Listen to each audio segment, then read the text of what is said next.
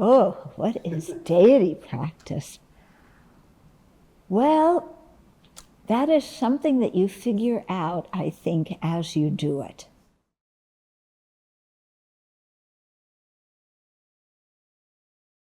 They don't explain the whole thing to you when you're getting into it. And I think some things are explained, but I think a lot of it is stuff you figure out as you're doing it. Yeah. Or either that, or maybe you heard the explanation, but you didn't understand it. And so as you do it, you come to understand what your teachers explained before. To explain deity practice, you have to think first of what is a deity. Yeah. And a deity is a manifestation of the Buddha's omniscient mind. Okay. Now, we tend to think of deities as inherently existent people, don't we? You know, oh, Chenrezig, yeah, there's this guy, yeah, see him? He's white, he has 11 heads, 1,000 arms. Yes. Yeah, I talk to him every day and I ask him for this and I ask him for that, and all he tells me is, oh, Mani Padme Hum. Yeah, but he's some kind of inherently existent person, kind of like a god. You know, we have to please Chenrezig, and then maybe Chenrezig will do something for us. That's not deity practice, but that's how many people think of deities, as like some external being that they can't see with their eyes, who can work wonders for them. And the wonders they work are usually for the happiness of this life. Yeah, and it's like, Chenrezig, please, you know, may I have good health, may my son and daughter marry well, may I win the lottery, and if you do all of that, Chenrezig, then I will make an offering to the temple. So it's kind of like business, you know, except Chenrezig has to do the work first and then you make the offering, okay? So that's how many people think of it. This is not deity practice, okay? We have to overcome, first of all, this idea of inherently existent people, yeah? And think of people as things that are dependently arising. And a deity is a dependent arising. I mean, there's a body, there's a mind. When you think of the deities, there's so much karma, you know, the merit that they created that acted as the cause for them to attain the form body and the truth body of a Buddha. So they're dependent on creating those causes.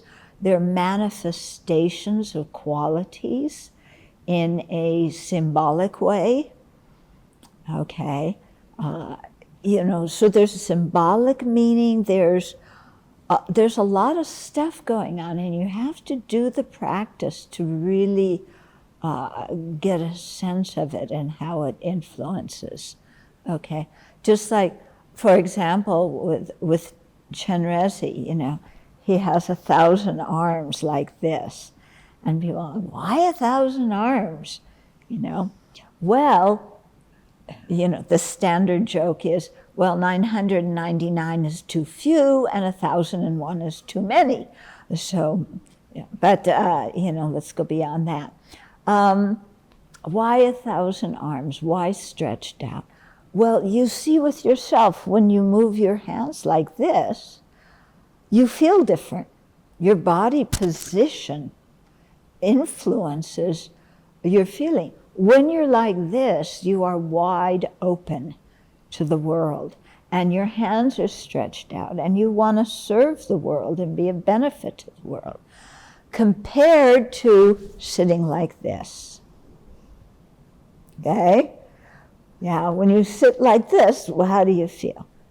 Yeah. It's very interesting. Yeah, because I notice men, this is a position that a lot of men, Sit in, okay.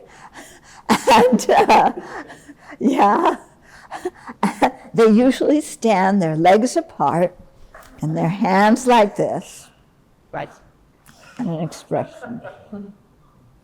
Okay, so what does this mean? This means, I am powerful. Yeah, but it also means I'm protecting myself. My arms are in front of me, protecting myself. Yeah, how do we protect ourselves? We make a pretense that we're powerful. Okay? Whereas when you're like this, and put your hands like this, yeah, and then sit like this. You feel different, don't you? Yeah. When your dad is mad, does he put his arms like this? Yeah? And I bet I can tell you the words he says. Maybe it's the same thing my dad used to say to me. Who do you think you are, young lady, acting like that? Is that what your dad says too when he's mad? No? Oh, okay. Good. Maybe I should, no, I won't teach him to say that. Okay?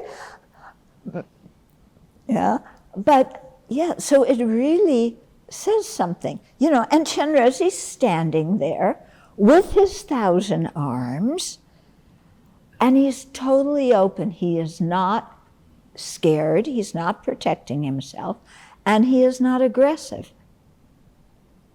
You have 1,000 eyes looking at sentient beings, looking at the experience of the world with love and compassion and wanting to help.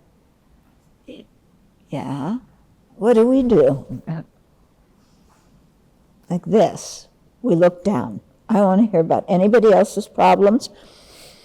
I have so many problems of my own. I'm hugging myself because I'm, so many problems. Yeah. I wonder sometimes if therapists give as an activity when they give therapy to have people stand like this. Every day stand like this. A minute in the morning, a minute in lunch, I think this influences your mind. Yeah. In the same way, like smiling, I tell people to practice smiling because when you smile, it influences how you feel inside. Okay? So there's a lot going on symbolically with the deity. Okay? And, there's some very fearful looking deities, and there's some very peaceful deities.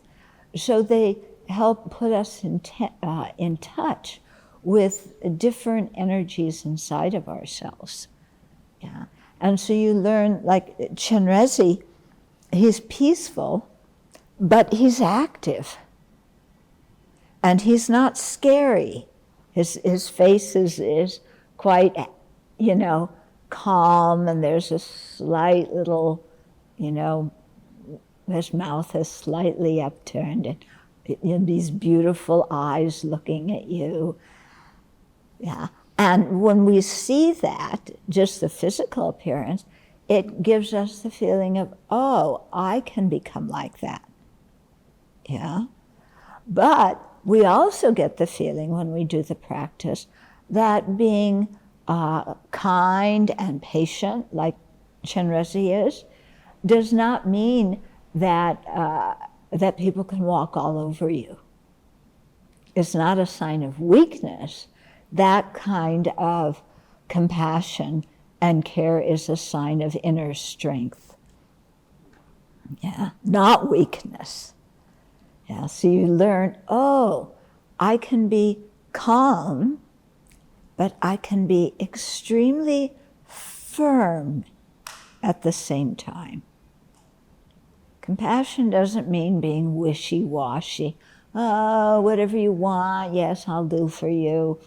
No, Your mind is very clear about what is beneficial and what isn't, what is virtuous and what isn't. Okay? So you get that just in the deity practice when you're visualizing the deity. Yeah? So it helps you think about these qualities in yourself and how to develop them. You know, on the other hand, you have the ferocious deities. You have Yamantaka, you know, with his head and his gaping mouth and his hair is fire and his arms holding weapons and, you know, he's making the sound, you know, and you learn. I mean, it's teaching us, it's getting us in touch with our own anger. And many people are afraid of their own anger. They're afraid that if I get angry, I'm going to do something really harmful that I don't want to do.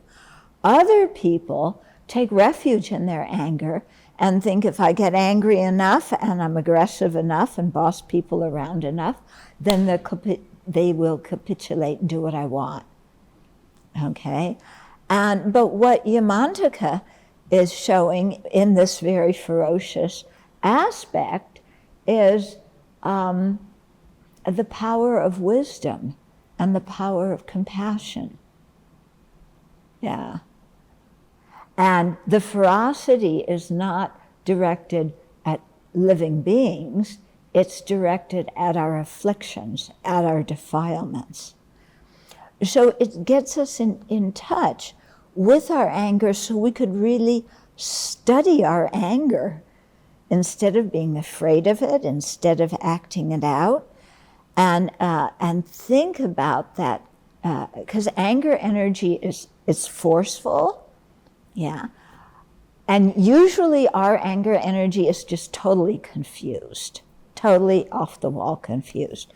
But with Yamantaka, you get the sense that anger can, again, be clear, and it can be directed at the cause of dukkha, the cause of suffering. Yeah. And that it isn't directed at sentient beings, it's directed, as Shantideva talks about in chapter 6, at the actual enemy of sentient beings, the self-grasping ignorance and the self-centered